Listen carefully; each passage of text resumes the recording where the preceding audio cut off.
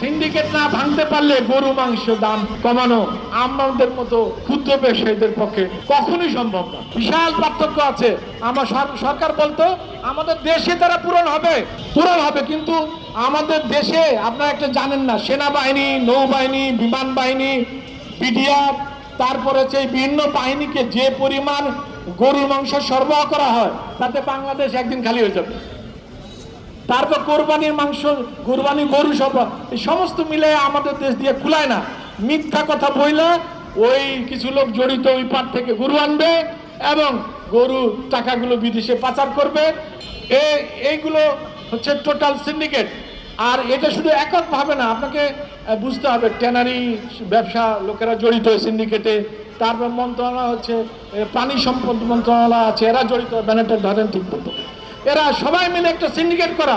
সাথী বন্ধুগণ, এই সিন্ডিকেট না ভাঙতে পারলে গরু মাংস দাম কমানো আমাদের মতো ক্ষুদ্র ব্যবসায়ীদের পক্ষে কখনোই সম্ভব না। এবং এই সিন্ডিকেটের প্রধান কে জানেন?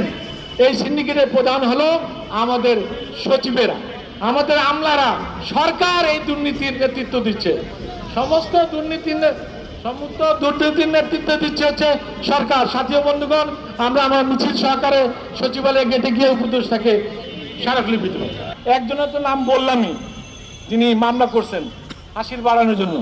আরো 2টা পরিবার আছে, 3টা পরিবারের মধ্যে ঘুরে ফিরে সামনে থাকে, আর 3টা পরিবারের মধ্যে ঘুরে ফিরে এই ইজারা দরপত্র হয়। এটা মনোপলি ব্যবসা। বাংলাদেশে অনেক কোটিপতি আছে, কিন্তু 3টা পরিবারের মধ্যে কায়দা কানুন করে এবারও কিন্তু সেই কায়দা কানুনকে 3 পরিবারের বাইরে আর যায় না। উনি স্মরণ করে দিলেন, আপনারা এই বিষয়গুলো করেন। এরাই আমাদের এই গরু মাংস বৃদ্ধির পিছনে সিন্ডিকেট। এই সিন্ডিকেটগুলো ভাঙতে হবে, আমাদের যে স্মারকলিপি আমরা একজন উপদেষ্টাকে দিব, ওই স্মারকলিপিতে আমরা সমস্যা তুলে ধরেছি, আমরা উপদেষ্টাকে দিব। সংগ্রামী সাথীগণ, বন্ধুগণ, আমাদের এই যে দুর্নীতির বিরুদ্ধে আমাদের সংগ্রাম, মাংসের দাম সহনীয় পর্যায়ে রাখার আমাদের সংগ্রাম অব্যাহত থাকবে। আমরা 1 নম্বর দাবি যেটা হচ্ছে, সেই দাবিটা হচ্ছে যে কমিশন গঠন করতে হবে।